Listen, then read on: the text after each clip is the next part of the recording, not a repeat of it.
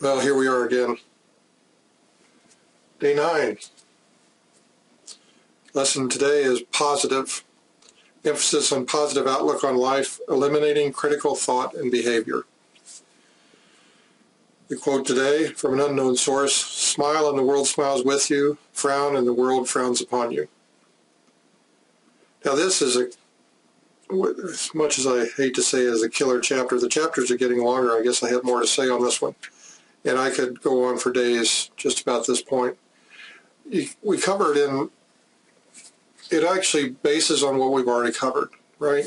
We've gone over this point that we're all connected. There are no limits, right? That the world is what you think it is, that, and those of course from the Huna, but in our phrases we're saying a person control your own thoughts and improve your attitudes and so your personality, and so attain success from same available factors. Right? Because if you're maintaining a positive or a constructive or creative approach all the time, then you don't have the problems that a lot of people have. If you're negative and looking for handouts and why didn't they give this to me, you're going to get more of that in your life. And people around you are going, it's just one of these weird things that happens. The more you push positive, constructive work, creative, you maintain yourself on that plane of existence, you will get more solutions coming to you. And we've covered this before. It's just too damn simple, right? Now, elections can bring out all sorts of critical thoughts, and it's always us versus them. But if you literally look at the core of politics, of government, when you have only two parties, then you only have two teams. And in any game situation where you have two teams, it's always one versus the other. Right? But the funniest thing is that in commerce, you see the companies that are failing the worst are the ones that have all this competition. If they would sit back and realize, wait a minute, those guys aren't competing with us, they're helping us improve the quality of product. Or you take a creative approach to it, says, how can we improve everything? Because all business is delivering value, getting exchanged for it. So how can we increase the value of what we're giving far beyond what anybody else out there is doing, right? And it's really funny because, and you'll see businesses, the most successful businesses will actually buy out the competition eventually, even that there's laws saying, well, you can't buy out everything. But, so this is the whole point, is you got to constantly work on this thing about being able to still your mind, relax, and understand the world around you, right? But don't get into, you're critical about it, you're upset about it, these things are what are they going to do? You're bitching and moaning about somebody, what happens? Well, in this book, I say, well, sooner or later, actually, that's going to all come back to you. You're going to find out people talking to you behind your back. So the easiest thing to do, and actually is a lot easier, is to constantly look at how you can help people around you, how you can be positive, how you can give them suggestions, even if they don't accept it, even if they're critical in return, just let it go by, right? The whole point is, even if that's their immediate response, they did get what you said. And it will sit there in the back of their mind, and they will actually use it at some time or later, or they won't. It doesn't matter. It doesn't matter what everybody else has got going on. The point is, it's your universe you're working with. It's your world around you that you're creating. To the degree that you're critical about it, you're negative about things that happen, then you're going to have that negativity come back at you.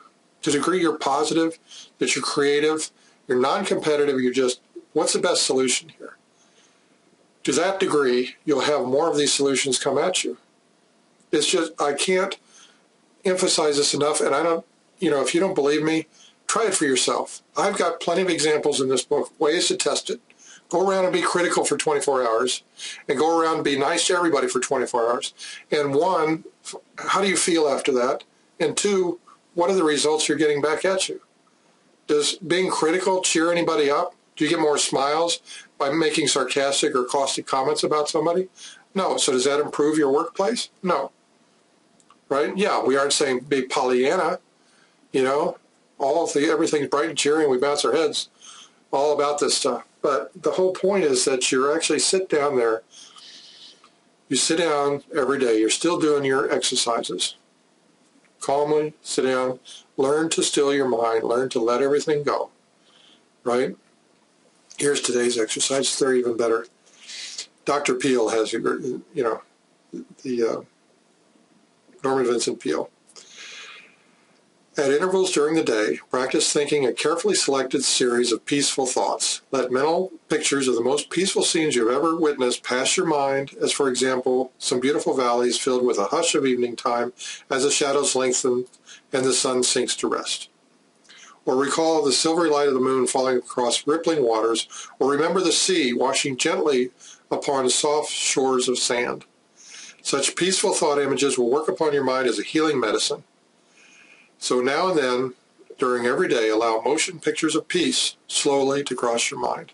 So this is another tool for your arsenal. Now, he continues. Second thing to practice today and from here on out. Practice the technique of suggestive articulation. That is, repeating audibly some peaceful words. Words have a profound suggestive power, and there is healing in the very saying of them. Utter a series of panicky words and your mind will immediately go into a mild state of nervousness. You will perhaps feel a sinking feeling in the pit of your stomach that will affect your entire physical mechanism. If, on the contrary, you speak peaceful, quieting words, your mind will react in a peaceful manner. Use such a word as tranquility. Repeat that word slowly several times. Tranquility is one of the most beautiful and melodic of all English words, and the mere saying of it tends to induce a tranquil state. Tranquility. Okay, I'm going to leave you with that. But practice, work with this stuff. We'll be coming back to what we covered today in later lessons. Believe me, it gets even more fascinating and far better for you. Thanks.